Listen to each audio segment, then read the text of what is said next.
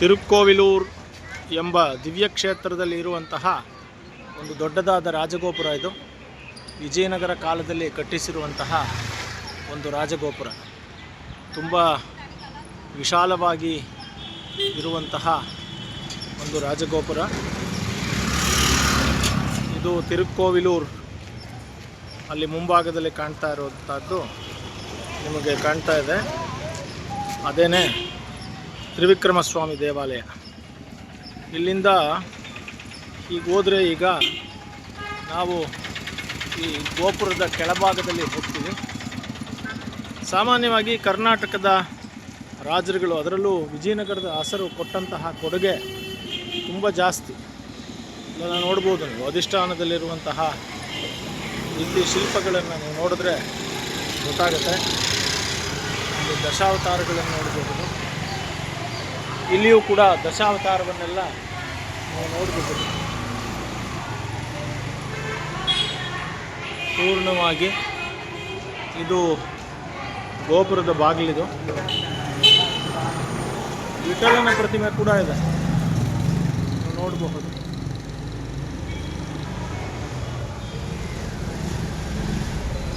ಎರಡು ಸಿಂಹಗಳು. ಹಾಗೆಯೇ ಮುಖ್ಯವಾಗಿ ಇದನ್ನು ನೋಡಬಹುದು. ಇದೆಲ್ಲವೂ ವಿಜಯನಗರ ಕಾಲದ ಆರ್ಕಿಟೆಕ್ಚರ್ನ ಒಳಗೊಂಡಿರುವಂಥದ್ದು.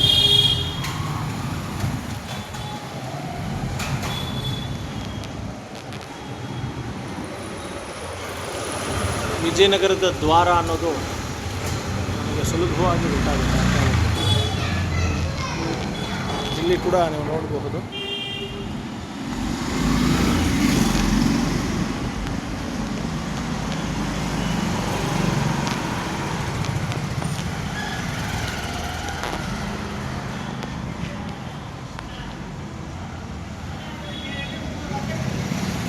ಬಹಳ ಸುಂದರವಾದಂತಹ ಒಂದು ವಿಗ್ರಹ.